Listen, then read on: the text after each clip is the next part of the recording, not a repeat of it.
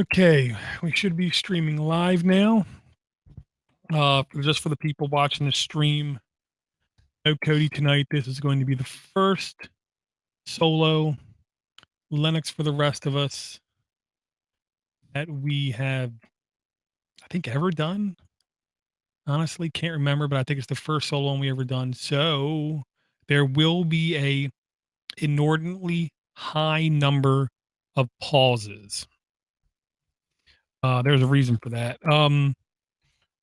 When I do my post production, one of the dirty tricks I do is truncate silence, which enables me to have any length of time where no one is talking while we do the actual recording. Yet when it comes time to do the actual production, I say truncate silence, and then to the end listener who downloads the podcast, there's literally no delay whatsoever. So, to the live people, you will experience here's like complete moments of silence. I will say it is purposeful. It's supposed to be like that, and it's going to happen like that when it's just me on the show. I'm going to need time literally to copy stuff left and right. I'm going to need time to display stuff on the screen properly.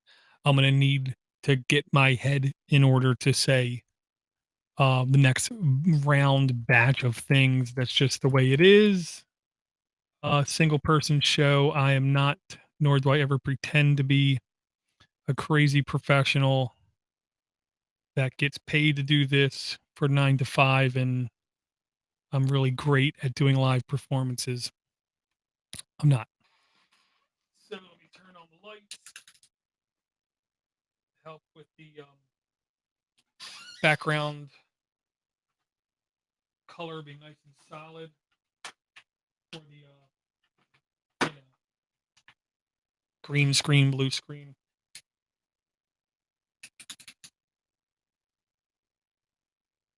Definitely helps. In my opinion, with the green screen, even though you see it this bottom corner, I can't point that way, is not the right color. It's definitely darker, and this color is definitely darker.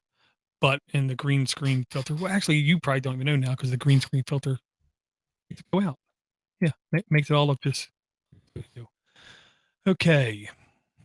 Need to do a little bit of copying and pasting. Okay, that looks fine. Come back here now. Okay, yeah, we're going to move forward in time. Let me just read this one really quick.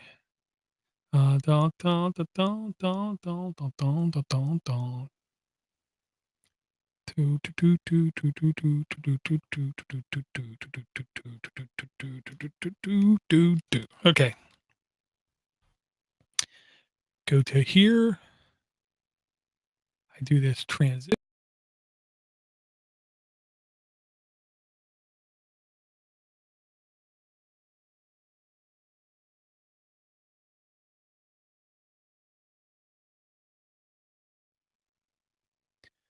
Hello, everybody. Welcome to Linux for the Rest of Us. Never mind.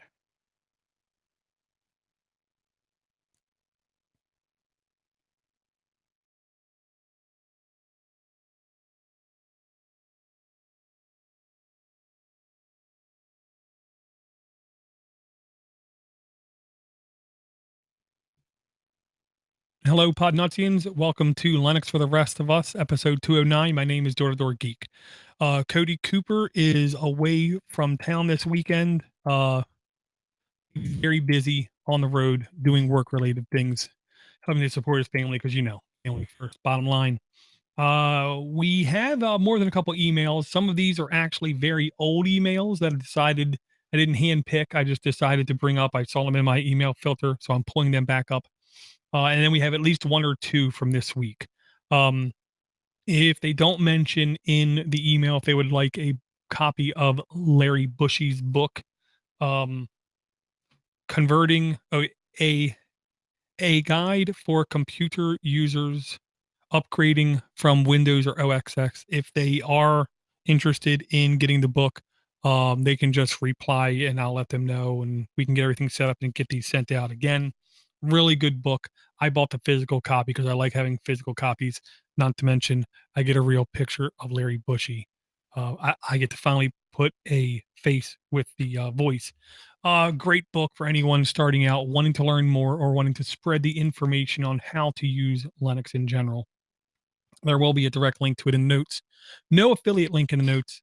Unlike other people, I kind of like to let you know when there's affiliate links going on. Um, okay, we're going to jump right into the emails.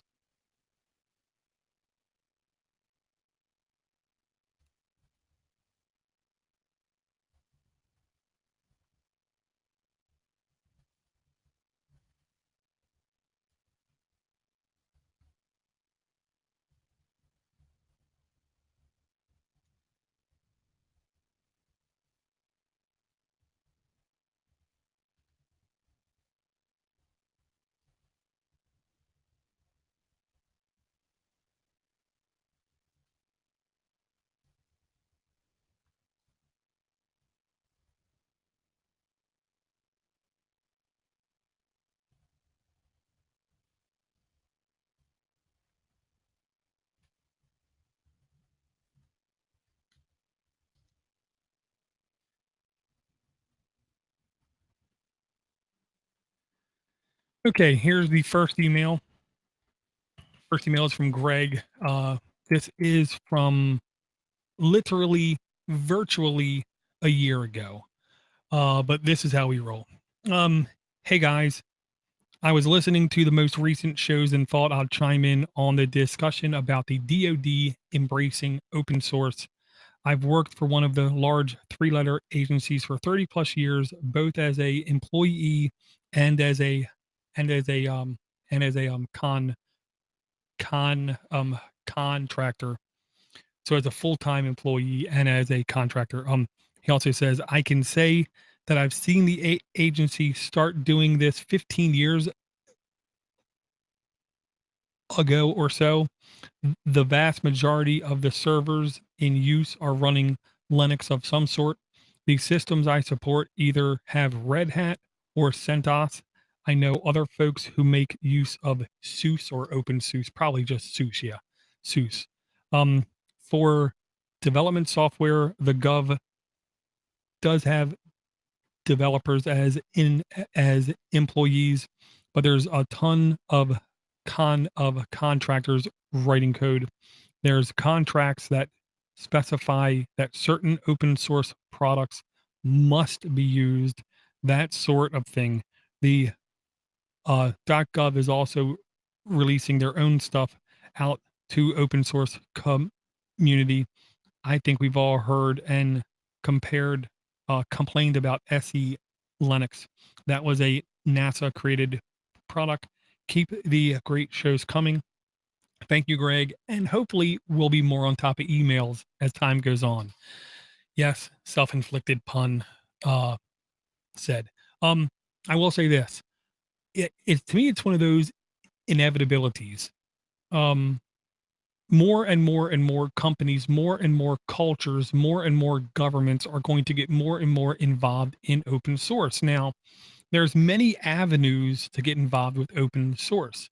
Some of those avenues are bi-directional, where you can get code and you can push code back, which makes my logic everybody better. One of the things I firmly believe about government is we're going to have to, as a government organization, the American people interacting with the government, we're going to have to take a firmer stance in the future. And I do think we government, as me, a government employee, we're going to have to be a little bit more responsible and push more natural behaviors into the corporations that we deal with. Like he said, he's worked on both sides of it as a full-time employee and as a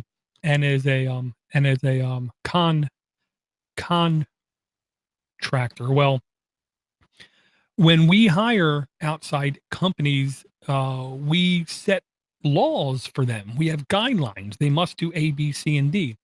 Not just about doing the actual work itself, but we have default guidelines that they have to do. We can say 10% of the code they write has to be pushed towards open source. I mean, there are these little things that we have to get pushed into the government contracts when we deal with other companies. And I honestly believe the more that we do it as a government organization, the more those companies will learn to expect it when dealing with other companies. Um, I truly believe it's the kind of thing that will make everybody better, all computing better, all computing more solid, all computing more secure. It's kind of like my stance about healthy. To try to be healthy is suicide and a one-way path down sadness because you can't be healthy. You can always strive to be healthier, and that's something that right now I'm striving to do. Same thing with secure. You can't be secure. To be secure means unhook every network connection, super glue every USB port, every data port in existence, and basically just open up your computer and play Minecraft or uh, Minesweeper Solitaire, or I guess maybe without anybody on it, Minecraft, because you really can't be secure. You can be more secure. The government can be more open source. The government can't be open source. It can definitely be more open source kind of thing. So, as a government employee, that's one of the things I've been trying to do. I've been trying to whittle into conversations, whether it's on the record or off the record at work, trying to get these little nuance points in to try to win people over in the long term. Been there for 20 years. I've definitely won some people over. Nowhere am I, and I'm nowhere close to being actually done. I will say, it will never be done. It will always be moving forward, and I'll keep trying and trying. Let me get this next email loaded up. Email Greg. That was last September. This email is from Robert, February this year. Oh, okay, that might be better now.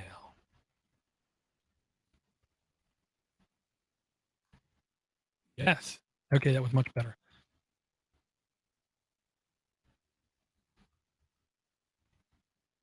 Okay, this email is from Robert.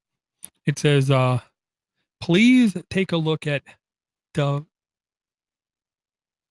Da Vinci Resolve for Linux. Video editor by Blackmagic. Cool. Still rocking Linux like Solus, Sabian, Elementary, Chaos, Bungie, and KDE. My goodness, Robert, you're busy. Have a Sony laptop that was designed not to run Linux. Finally got one distribution to run on it. Tried 12 different ones. What a pain. Thanks for the shows. Robert, dude, right there. You just literally typified for me the exact problem with this is a three-way problem with developers, users, and purchasers. Be all three if you want, or you can put yourself in one or more of those shoes. You have to be able to, when you go select hardware, have the ability to know ahead of time how Linux compliant is that hardware. If you buy hardware 1, 2, 3, 10 years later, decide to get into Linux, you will have a literal crapshoot. You take the dice, you put them in your hand, you throw them out, and then you might work perfectly on Linux. You might not work whatsoever on Linux. There is no guarantee whatsoever that anything is going to work in Linux. So that's going to be one of those little painful things. Um, I'm happy you got one to work. Now, what I encourage you to do, first thing to do, make a backup of that thing. Just because you never know how it's going to act, how it's going to react after any kind of update with picky hardware. Sony hardware, stereotypically, it ain't the truth, but stereotypically, historically, is very picky and very finicky. Once you get something to work on it, you don't breathe on it too heavy because it might break. Um, I will say, taking a look at this, the Da Vinci Resolve This email is back on February 25th. This is, September, basically. Uh, Looks unbelievably polished, really like crazy high end. Let me click the download link. Public beta, studio, and just a regular version. Windows, Mac, and Linux available for all three of them. I gotta say, that alone, uh, it's available for all three. I'm very impressed. What I'm going to do, because I don't know nothing about this stuff, I'm going to send a copy of this URL to Klaatu. Klaatu to me is the most profound, highly educated person when it comes to video, everything about video manipulation, video transcoding, video creation, video saving, and video production. And that's what this looks like, a very, very high end, um, engineered solution for all kinds of multimedia video creation. This is really, wow, really impressive. That's the only word I can think of, is really impressive. So impressive, I can't even tell anything good or bad about this. I'm so overwhelmed by the pretty knobs on their boards. Oh wait, that almost said it first. Sorry about that. The plugin effects, the mastering, editing, automation. Wow, this is definitely going to Cloud 2. Robert, wow, this is nuts. I'm going to send this to him, and I really want to get his input on it. I will let you know if I hear anything back via podcast, but I can tell you right now, I'm really, really impressed. This is really pretty. This is really a beautiful solution. Hopefully, Klaatu doesn't stomp a mud hole in it, because I know he's a fan of Flowblade. At least right now, he's an extreme fan of Flowblade, which he can be.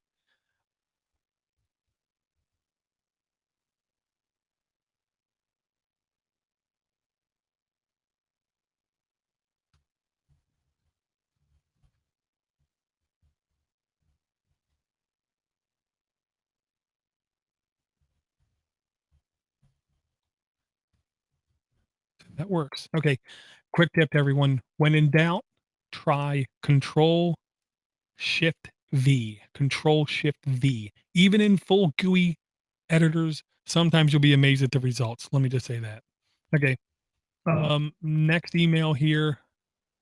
This is from John. Definitely a longer email. Okay. Subject, you guys are amazing. Message body, I've been wanting to write and thank you recently, but I always think about it while listening to car. So now I thought of this while sitting in front of my computer. Your show is by far the best tech tech show I've ever seen and listened to before.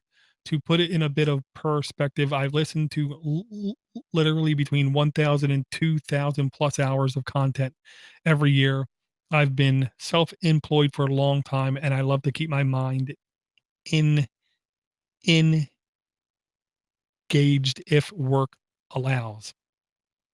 I've mentioned listen to you in the car earlier, but I do have a problem with that. This is the first time I've ever listened to a podcast that had me trying to set voice reminders over and over to follow up on something that you mentioned. I've been working in and around technology for many years and have over the last few years really gotten the Linux bug.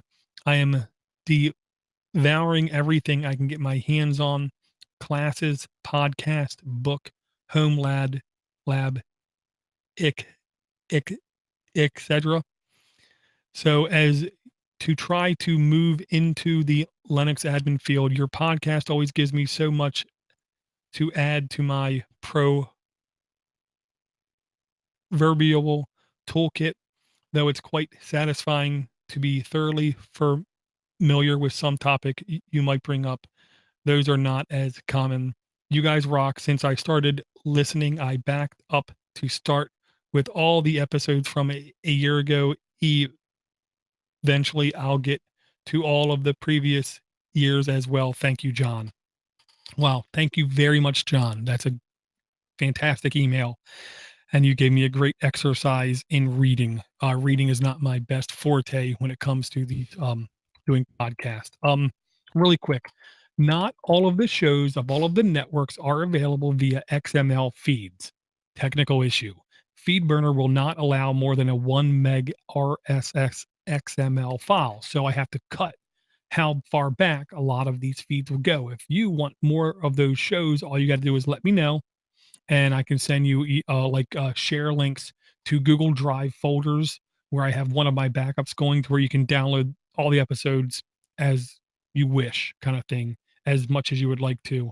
Um, there is ways in every in every mobile podcast catcher player that I've ever seen where you can add what's called a virtual directory. Instead of subscribing to an XML feed, you can download all the shows you want, put them in a folder in the podcast player, say, point to this folder, and it will act like an RSS. So you can listen to all those shows in your player of choice at the speed you like, at the pace you like, kind of thing. Um, this show has morphed over throughout the years. One of my firm beliefs about all podcasts is to go into a podcast with a strict regimen of what you can and cannot do and never waver from that is a complete failure on everybody's part, and the podcast will crumble and implode and fail. It's just a question of how long, aka how much perseverance do you have. My belief is you go into each podcast with a core list of goals you would like to do. You don't have to do, but you would like to do. And then during each week, during each episode, during each sentence spoke in every podcast, you allow yourself to move the targets, move the goals. It's a living, breathing thing. The podcast needs to constantly change, or else you're going to end up repeating the same thing over and over and over again and drive yourself insane. Yeah, I think that's how I feel about that. But here's the thing with this podcast, we have hit a very, very, very broad range of topics, a very broad range of specialities. If it's a real word, I'm going to say that. But one of the core things I believe I've said since about episode one is if you want money, get into Linux. If you like computing, get into Linux. If you want to be able to move to any country in the world, any city in the world, and make reasonable money, learn Linux. If you want to expand your future and guarantee job for yourself in the next 5, 10 years, learn Linux. If you want to join something where you can learn just as much from individuals as you can from corporations, learn Linux. If you would like to make as much money off of Linux as other people are, individuals are, you can learn Linux. If you would like to become as important as anybody else developing a kernel, developing an operating system, you can do that by learning Linux. You can put yourself as a key developer. You can not know anything about C++. And in 3 years, you could be one of the most prolific kernel developers we've ever seen if you want to. It's a question of drive and and determination. Everything about this operating system is in the clear. The kimono is completely open for you to look at and gander at and fiddle with the parts if you want. You can do whatever you want to do in this and you can play with it to your heart's content. You can learn anything about anything. The two sources I'll give for learning right now, I think that are the best. Unfortunately, they both cost money. And by that, I mean, at least you don't have to dig through really bad content because there's so much bad content out there. If you go to either Linux academy.com or ITV, IT Pro TV, IT Pro TV, either one of them I think do a really good job. The difference is IT Pro TV only does some Linux. They don't do everything in Linux. They just do the money making things in Linux and then they do everything else.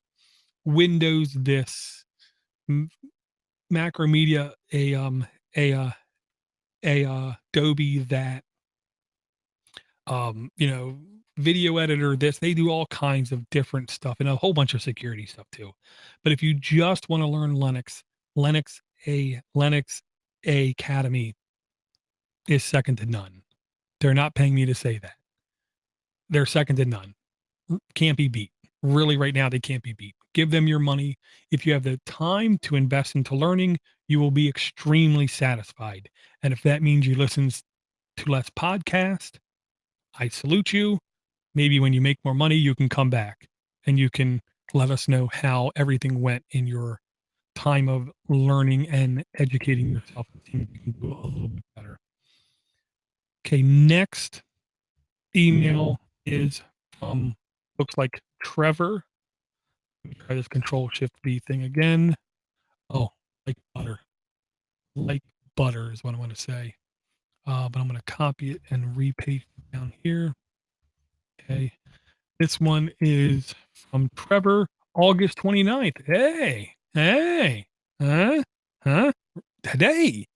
Wow, that's crazy. Today. Oh, okay. The other one I think was also from Jennifer. We'll get back on that. Okay.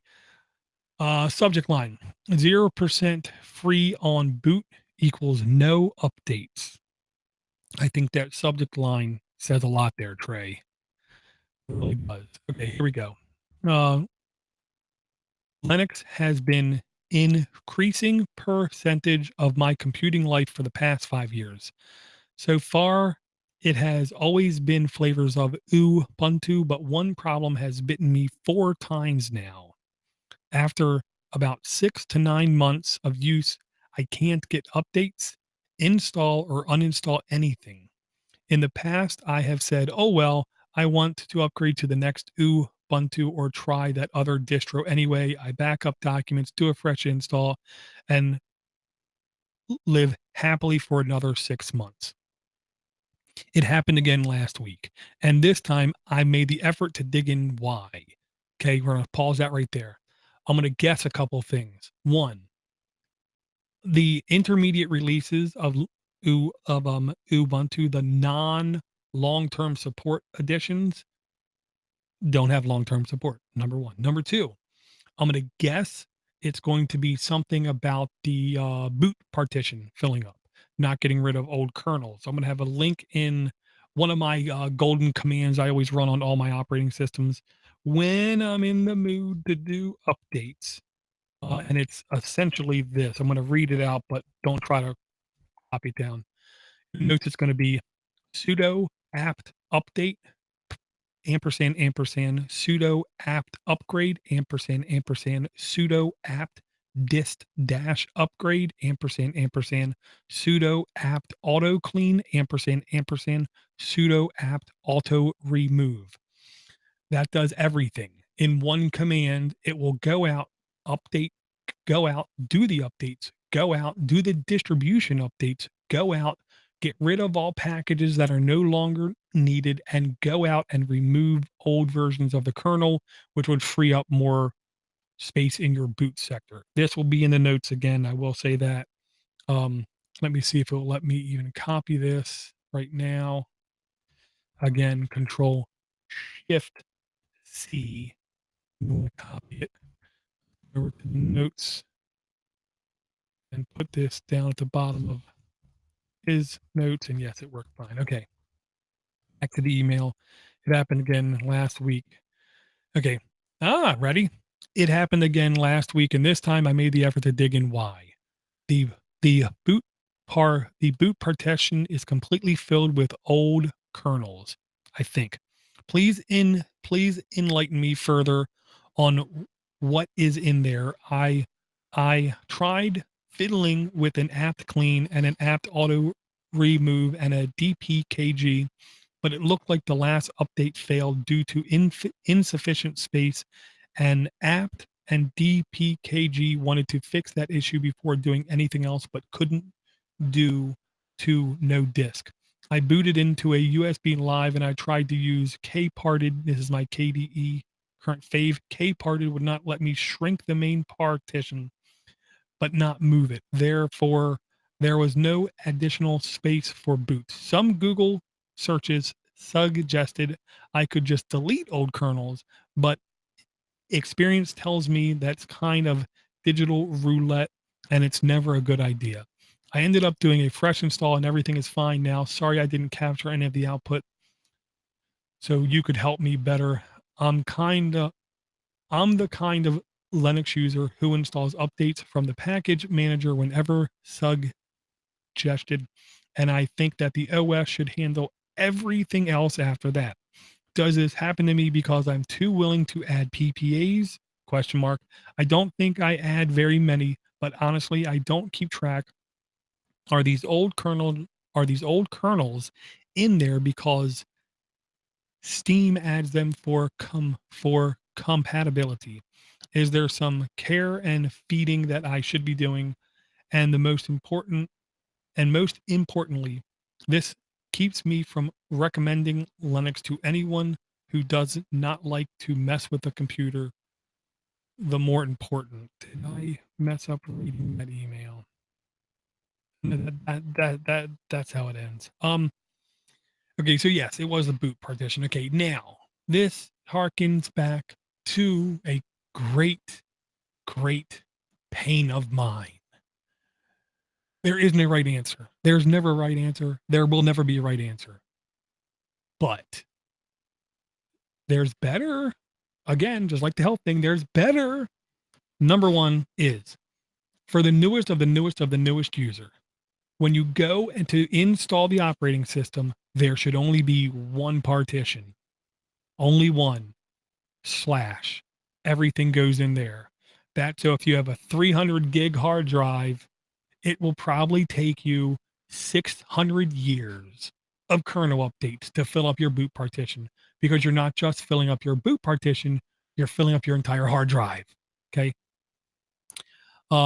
Some people don't do that because of their var logs might this, or because of their temp might that, or so their boot this and their kernel that and their root this and all that. There is no there is no extreme benefit outweighed to the new user than stability. Period. Okay. I don't have Linux caster done yet. There's a couple more things I got to do, and I got to harass HostGator a little bit more. When that is up, one of my first videos will be on the proper way to do an installation. And the number one rule is don't do the recommended installation. It is completely wrong. It is intended for advanced users. It's not intended for new users. And I still haven't found a single OS that I can say with definitive, absolute positivity, every installation it does this. There should only be one partition. Two, if you want to have a swap. My logic is most computers today, especially if you have 16 gigs of RAM, I'm not a firm believer in swap. I'll just say that. Now, if you want to sleep, you want to hibernate, I believe you do have to have something of that, but we're not going to get into that argument right now. Just the boot partition. Okay. But either way, I'm going to put the command in the notes. This is how I always do all my updates. Here's another little dirty secret tip. Okay. I do this command whenever I want to do an update. I do this whenever I want to do an upgrade. I do this command whenever I want to do any of these things. If I ever want to independently just say right now I want to do an update, I go into my command line, I hit space, and then sudo apt update enter. My password enter. That's because with the space in the beginning of the command, it does not get saved to history. So when I open up the command prompt, hold down control, hit the letter R, type EUPGR. The first thing it's going to find is this big long string of commands that I run. This is my maintenance and my update and my upgrade command I use. Literally, Eric R. Dini, co-host of Android App Addicts, I convinced a couple months ago to have Linux installed on one of his computers because every time he came into Windows, it was doing this and it was doing that and upgrading and taking 2 hours to reboot, kind of fiascos. And this first time he told me he had a low disk space, I didn't even ask for any more information. I copied this command line over and I sent it to him. This is if you have a second, can I speak to you about my Lord and Savior, Darth Plagueis kind of thing? It's obvious, okay? Anybody who knows anything about Linux knows this kind of issue happens. Yet for some reason, the developers that I know of haven't fixed it. The problem is the boot partition should not be a partition. It should never be a separate partition. Only for advanced users should it be a separate partition, not for the normal desktop user. So that's the failing of it. I personally don't keep any old kernels around. That's one of my things. Yeah, I get rid of every old kernel. What I will say is if it needs it for a Steam game, I've never heard of such a thing. I'm not the expert to be asking about this. The only person I know that I trust asking for anything game related in any shape, way, or form is Ven Stone and the guys over at Linux Gamecast. Love them, hate them, whatever you feel about them. Because some people I know say they can't listen to them, they can't watch them because of their mature content. I'll just say this: love them or hate them, nobody knows more. Period. Bar none. I don't say that lightly. I don't push people up on pedestals quickly. Okay. Nobody knows better. I can help you with your general kernel issues. I can help you with your general issues like these. You ask me, is Steam keeping around kernels? I don't have a clue.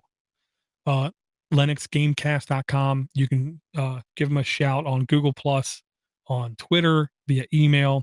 When they have time, they will answer you. And when they answer you, they will answer you completely. And I can tell you, you can trust what they say.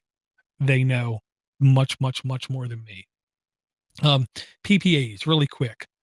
Um, Trey, I feel exactly identical to you. I never want to use a PPA unless I absolutely have to. I sometimes do. I don't want to, but sometimes I do. But I really don't want to, but I sometimes I still do. Okay, period. I do. And here's the real logic reason. Installing a PPA is like going to an auto parts store and purposefully opting for the you've never heard of manufacturer and sticking that part in your car. Okay. Unless you're an expert, you really don't understand the full implications of what that part's going to do into your car. Same thing with Linux. Unless you really understand what this application can do, will do, want to do, you really don't know what are the implications down the road if the developer of this application does not keep everything up to date in a correct fashion and you go do an update. Is stuff going to break? So I very often don't install PPAs. Sometimes you don't have a choice. Okay. The more PPAs you earn, there's correlation. Okay. This is a direct correlation I can put money on. The more PPAs you add, the more software you add, the more probable a dist upgrade or a complete version upgrade in Ubuntu will break or not work right, or you'll see weird behavior. It's just a fact of life. That's what happens. Um, I will also say, uh, again, I just want to stipulate this. If stability is your target, your goal, only install LTS editions of Ubuntu. Do not install the 1010s, the 1704s. Just install the long-term support versions, and you will be much happier. Thank you again for that email. Trey, I will respond to you and say, if you want a copy of the book, just let me know. Come back up here, get a copy. Larry Bushy's book, copy, paste, Control C, because I'm going to say it again. Okay, email sent to Trey. Thank you very much for that email again, Trey. Let me make sure I have it in the notes correctly. I do. Okay. And I have a copy of my command at the very end that I type to do all my updates. Okay. Next email here. Oh, this is from Matt. And I want to make sure it's okay to be read on the show before I just start reading.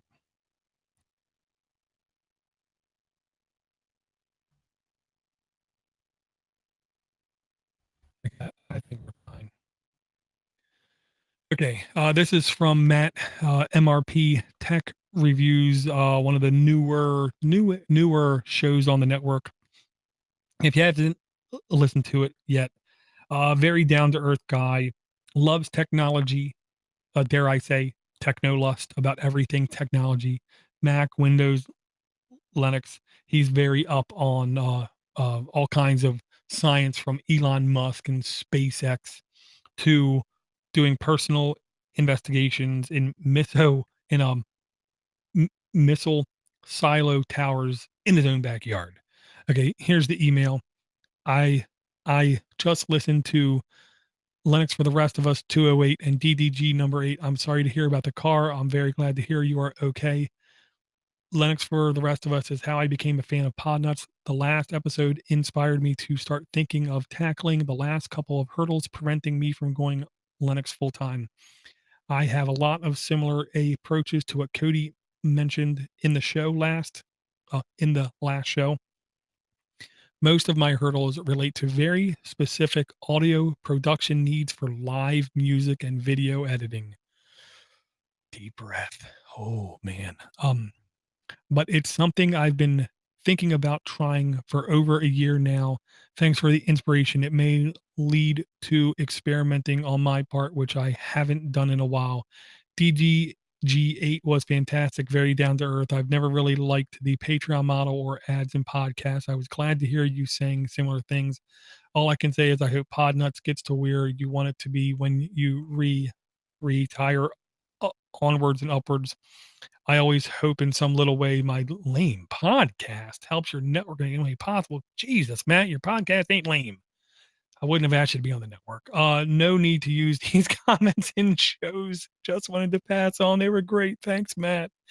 Well, Matt, this is what happens when you don't read something and then you bring it in for a podcast. Matt's a really nice guy, period. Bottom line.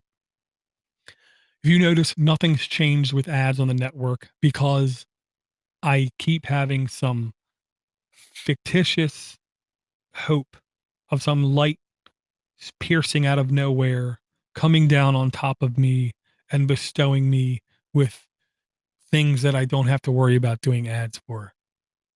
Foolishly, I keep waiting for that to happen, and it doesn't. Um, so I'm still not really convinced what we're going to do. I just know we're going to do something. That's all I can say. Okay.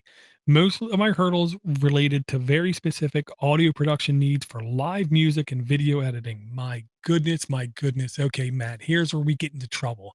Here's where we get into hard times. Here's where we get our hand stuck in a gear of a 3 billion pound clock, and the gear wants to crush our body. Okay.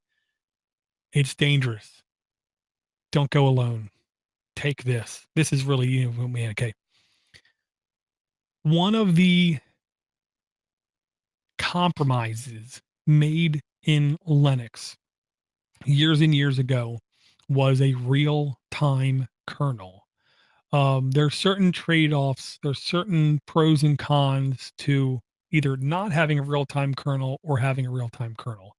Linux decided years ago that the primarily developed focus would be on a non real time kernel, but we'll give people the option of doing real time kernel switches in order to make any kernel real time.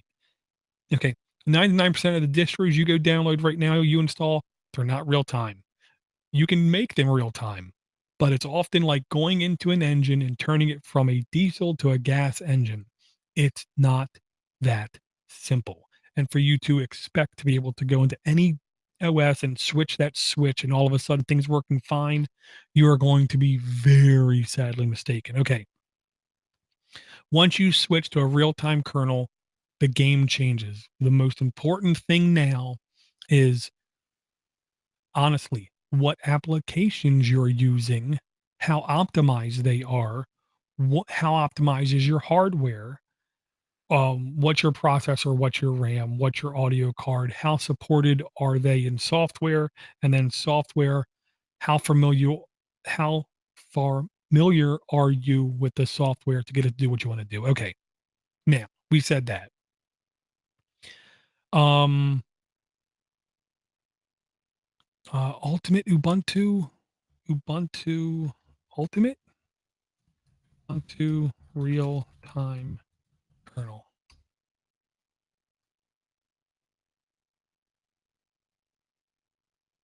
Ubuntu Studio. Okay, sorry. Ubuntu Studio is the easiest way to get Linux with a GUI that's friendly and has a real time kernel. Okay, that's also out of the way.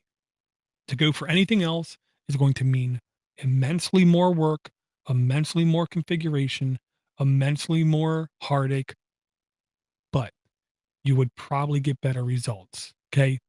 Wax on, wax off. Mr. Miyagi. It takes work. It takes work if you really want to be the champion and put them in a body bag. Okay. But if you just want to test stuff and get stuff working, and it might be your answer, Ubuntu Studio is the way to go. Um, you're going to probably have to tweak it. You're going to probably have to go in and tweak the jack controls. Okay.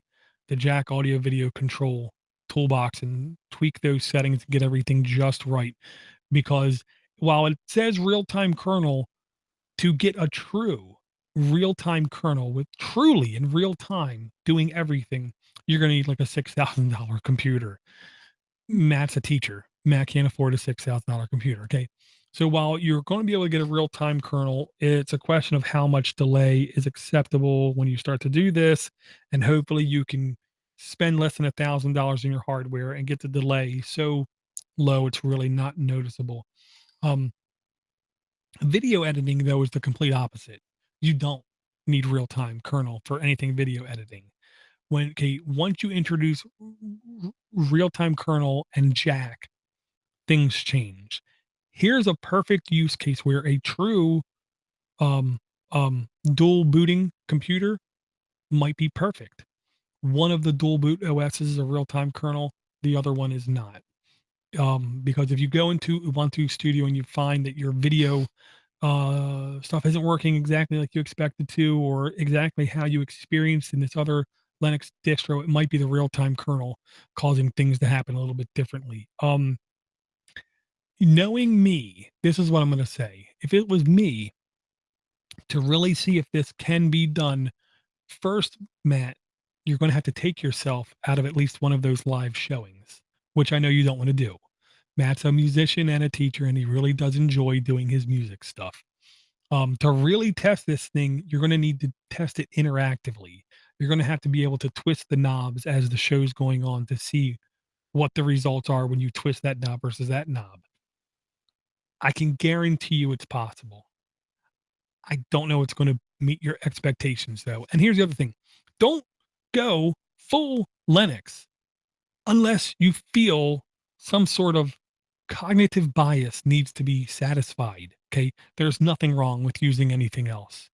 There's nothing wrong with using anything else, whether it's Mac, Windows, or anything else. If it's a personal thing you want to tackle, have at it, have fun, but make sure you keep your options open. It's the number one thing I got to say. Keep your options open. And I ain't even asking Matt if he wants a book. I already have his address. I'm going to send you that book, Matt. Larry Bushy's um, Upgrading from Windows and Mac OS X, because I can't thank Matt enough for being on the network, supporting the network, and trying to make sure that we Podnutz keep getting better over time. Okay, let me take a look.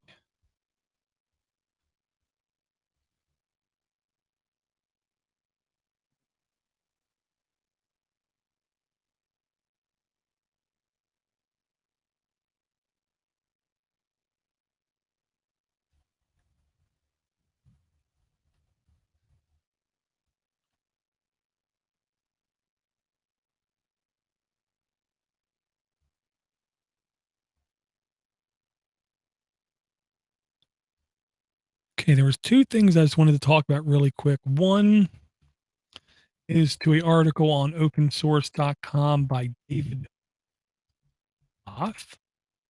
David Both? David Both. David Both. Okay, David Both. Um, okay.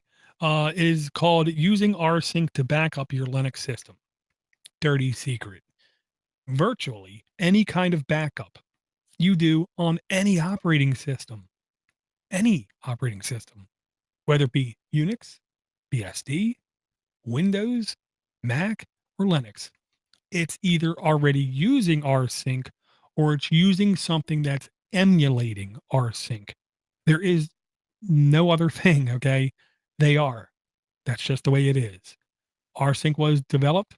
Everyone looked at it and said, works pretty good. I'm going to copy that. Type, type, type, type, type, because that's how damn good rsync is. Okay. You can take a look at this. It goes through different descriptions and definitions, what your options are, how to use the rsync command, what some of the options mean, like why you want the dash a option to for archive mode, which keeps the permissions and ownerships all in all in place. Goes through the link dest option. Link dest option um, means if something was deleted from your current and do you want to also show it now deleted from the backup kind of thing. Um, I believe. Either way, I can tell you guys there's two things, rsync and then there's grsync. Grsync, if I can find a link to it, also have the notes. It's a nice GUI way you can design your preferred rsync command, and then you can basically copy it out and use it in your own way. This is one of the things I used to use for figuring out. I'm trying to get the right verbiage.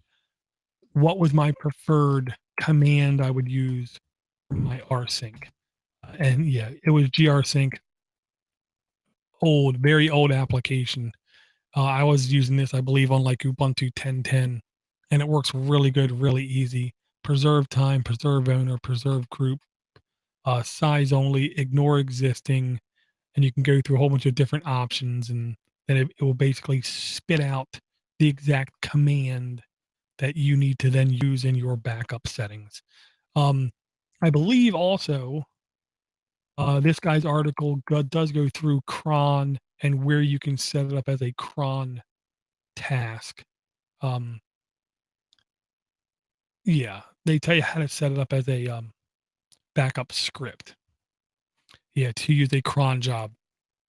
Really good article, really well verbed is what I'm gonna say. Of course, I listened to it as I was reading it. I use Say It on my Android device.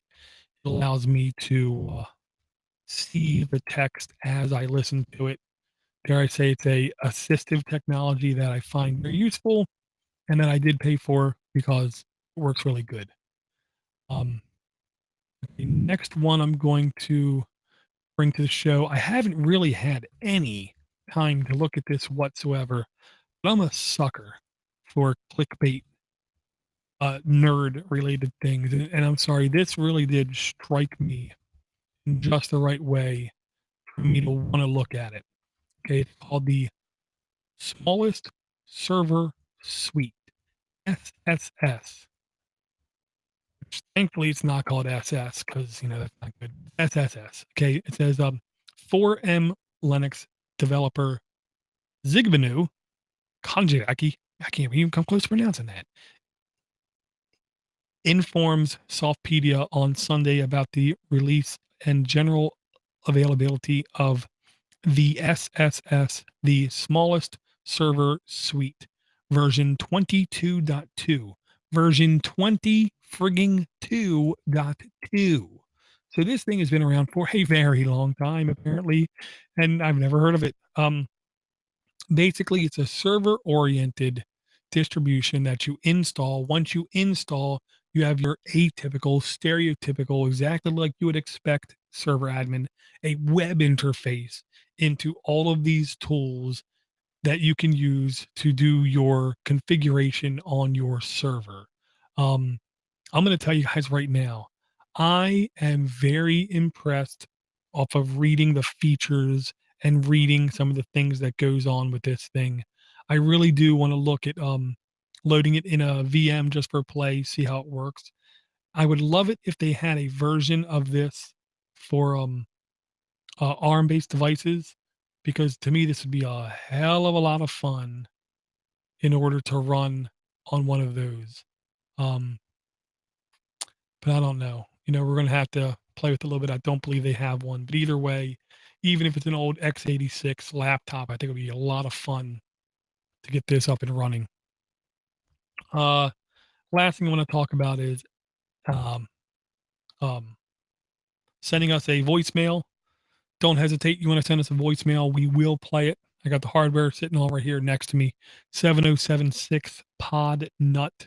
Haven't heard from them for a long while. Email us at podcast@linuxfortherestofus.com. And we do have links in the notes to our Newegg link, eBay link, our deals page, and our clothing. If you yourself would like a Podnut shirt or a Podnuts hat, you can go to podnuts.com/clothing. You'll be redirected to the Zazzle webpage. The more people that show me an interest in more type of clothing or swag, I'll do everything in my power to try to get more of that stuff created and available for sale. I want to thank everybody for the emails. I want to remind everyone, support those who support you. Do not hesitate. Send me more emails. I would still like to give away another 2 emails, another 2 books next week.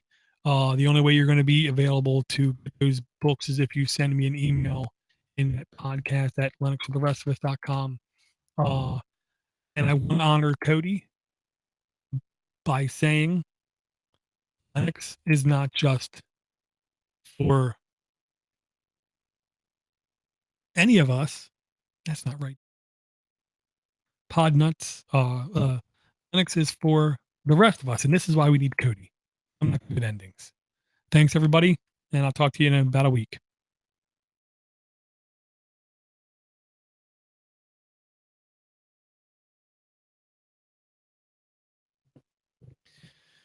Okay.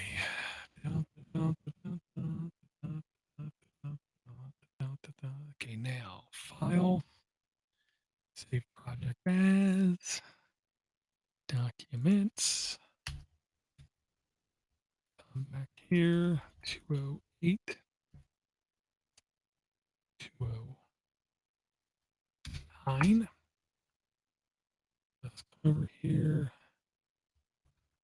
make sure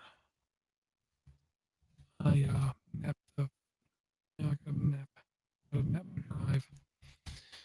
Never save on the actual computer I'm recording on. I always see if that works.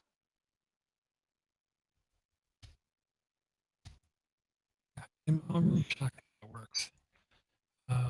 Okay, file, export audio. We're in Linux for the rest of us. 209er.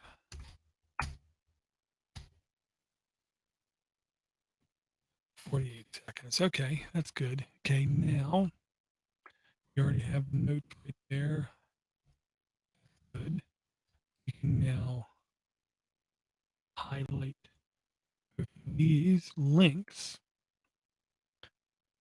Close that, close that, close that, close that. Not gonna close that yet. Come down here. Now we can leave that open. Okay. That worked. Yeah, showing LibreOffice Writer, I think, worked really good. Okay. Now, did we not? Did I save it over here? I did save it over here. Oh, okay.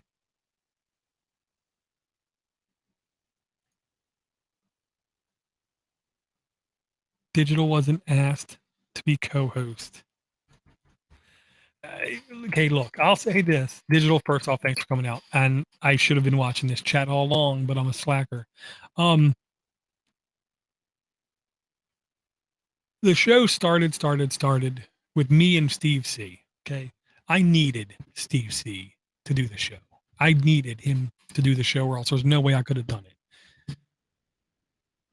Steve got tired of it. Steve wanted to leave. Steve left.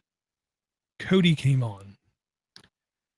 I don't want to sound stupid, which of course makes me sound stupid. There is no replacing Cody. There just isn't. So for me to entertain someone else coming on and taking his place, I don't think it's fair. I don't think it's right. I don't think it's nice. Without sounding stupid, again, I keep saying that. I don't think I need a co-host on every show. Um, but if I do have a co-host, I want that co-host to be Cody. Kind of thing. I like him, like his interactions. I will say I do intend on getting Linux Caster done here the next hopefully 3 days. Once I do that, I am going to I'll allow people if they want to guest screencast again. But here's the dirty secret. I'm going to take that Linux uh, uh, screen, Linux screencast. Nothing's going to be on YouTube. In fact, the only thing that's going to be on YouTube are teasers, like 30 seconds worth of video. In the description at the end, there'll be a link to the site. I'm going to host all the video myself. I don't want to push any more money toward YouTube. So of course I'm not going to click monetize on YouTube like everybody else on the planet seems to live off of. I will not do that. I'm done making money for Google. Okay, I'm editing the file now. I think so. Okay, I'm going to do this. I think I can show the video. I don't think it's going to show, but we're going to try it anyway. Share screen, share to. Oh, it does work. I'm surprised. Okay. Let's just open it up. See if there's any huge peaks or valleys on my part.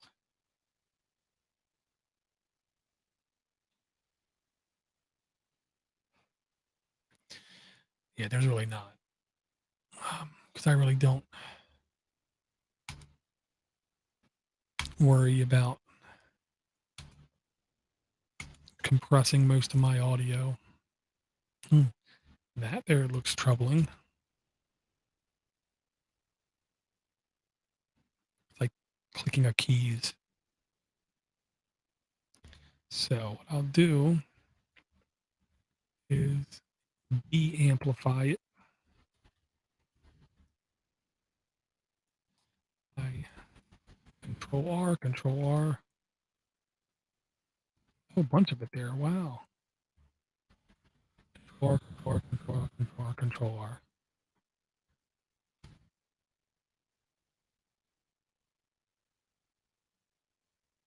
Snorting. Control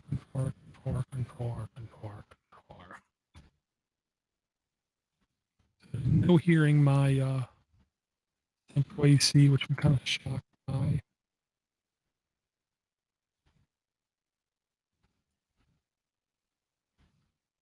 Actually, very shocked by. Okay, file, export, change it to OGG. Bang, bang, bang.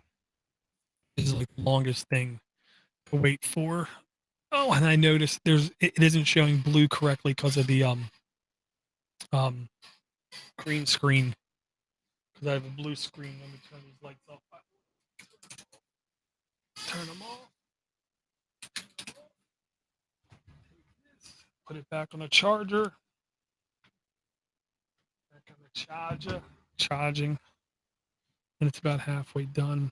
Yeah, see, this is what happens when you post-produce on a third generation Intel processor, which is now, I think, 6 years old. 6.5 years old. Yeah. So this is the only thing I really got to wait for.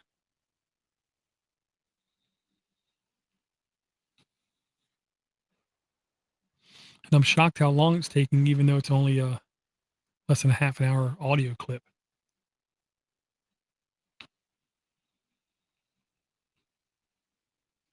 I'm actually very shocked it's taking this long.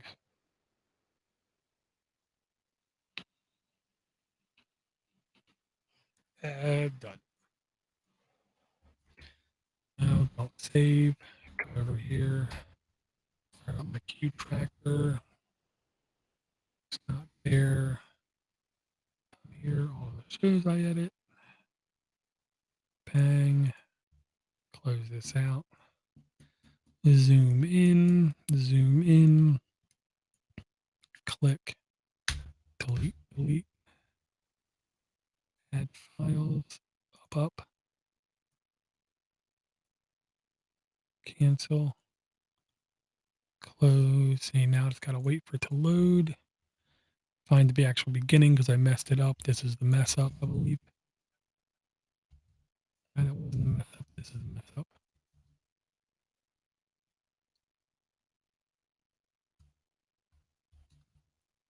That was wrong. So from here, click, zoom in. Get back just a little bit.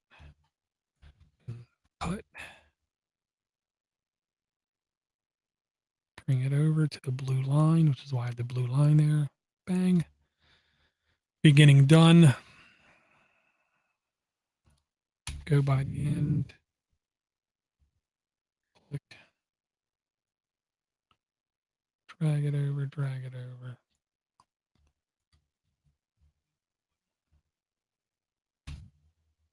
Okay. That's it. Take it by here, push it to there. Save, track, export. Done. That's about now 70% of the entire editing process. I already had in the very beginning the intro sound and the intro music. I already had all the ramps and EQing done on all that.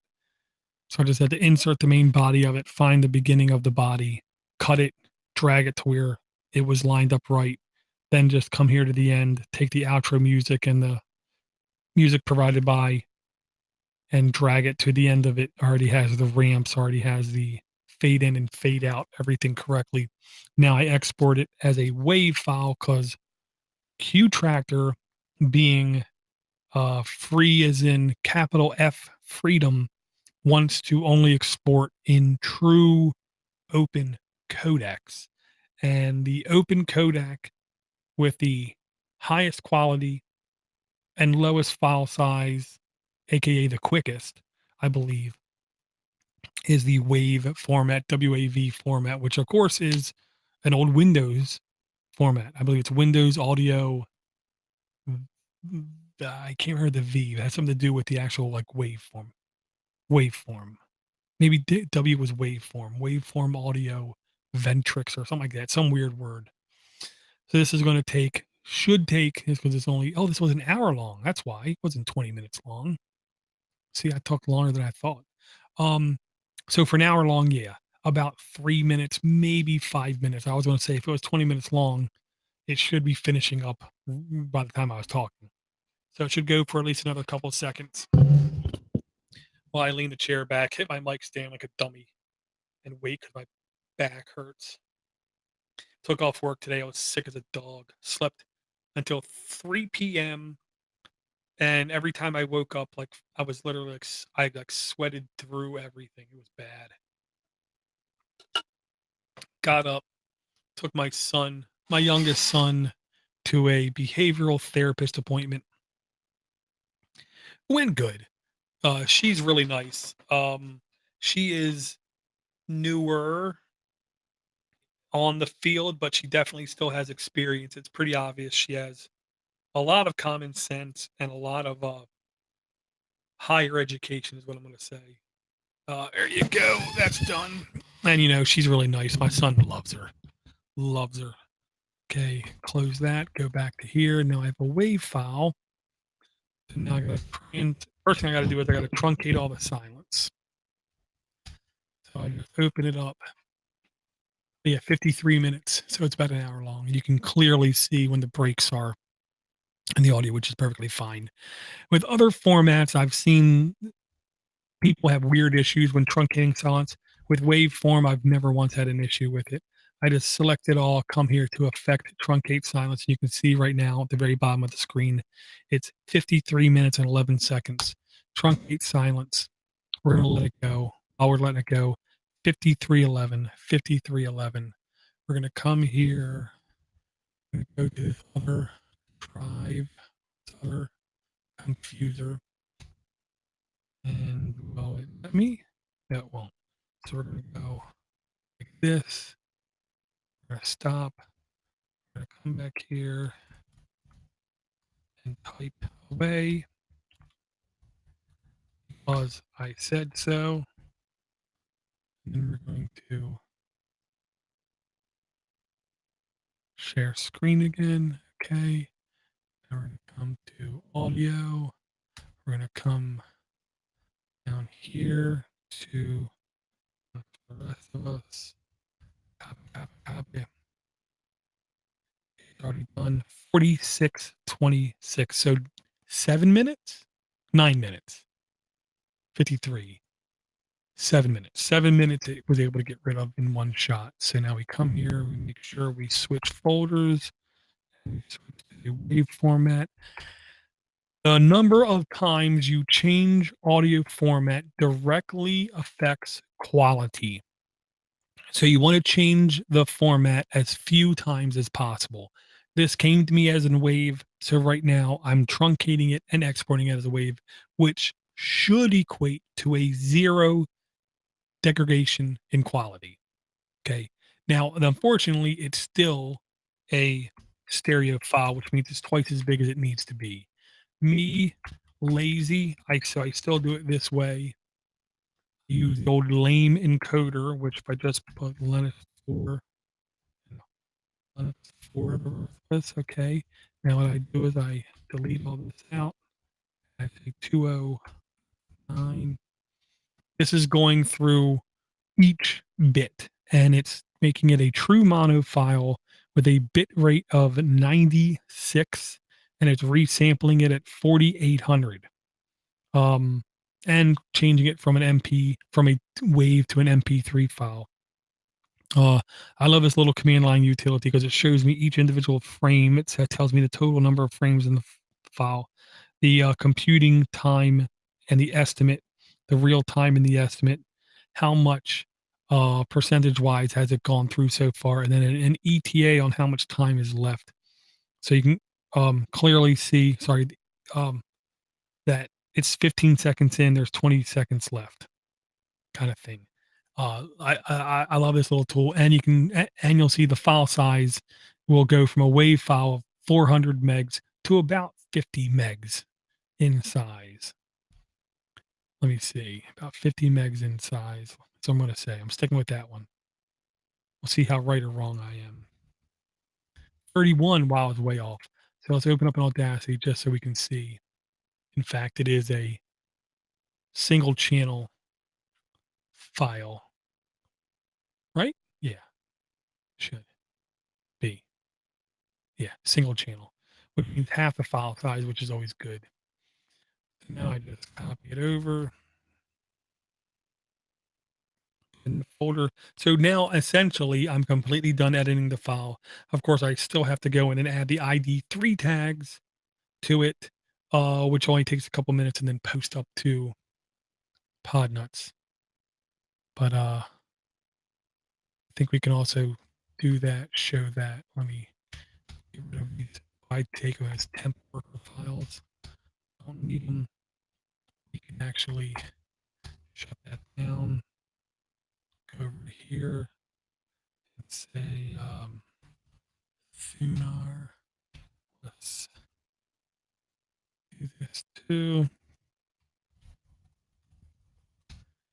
I don't know why I do that, but why I do that command the way I do that command, I just do. I'm like caught in habit. So now I come down here to Linux for the rest of us. I always change the permissions on the file. I don't think I really need to. Force of habit. Come into easy tag, my pool of choice. Um, Let me come back to this. Okay, not that, not that. Yeah, this. Control C. Okay, this is going to be, we're going to call this 209 feedback and freebies. Why not? 209 feedback and freebies. Control V. Not sure if this is the correct way to do ID3s. This is how I do ID3s.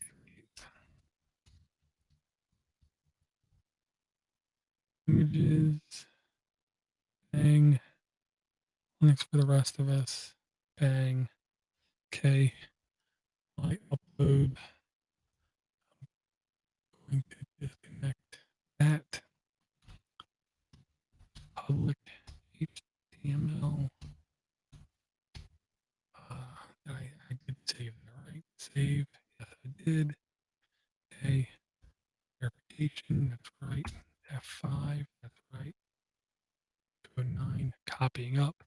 Now let's go over here. Let's log in to that. Okay. Categories. Linux for the rest of us. Filter. Clone.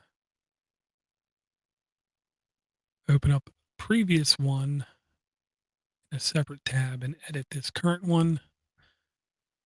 Reason being, go in, copy the permalink out of this one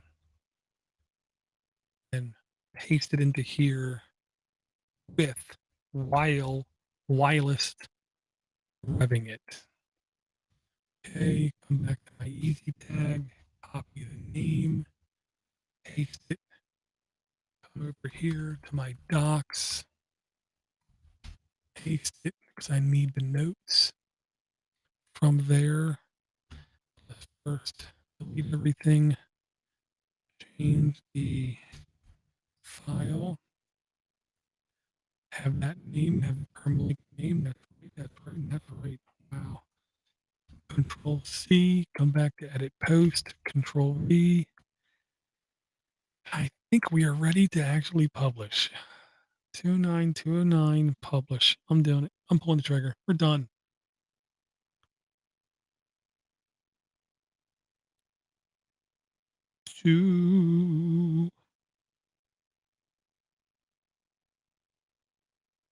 Done. Okay, yeah, done. Close, close, close, close, close. Disconnect. There you go. Got the thing. Okay, we're good. Okay. Thank everyone for listening. Thanks everyone for sitting around from literally producing the podcast all the way to post production and publicizing. First time I've done that. Um, Thank everyone. I'm going to cut the live feed off and I will talk to everyone again real soon.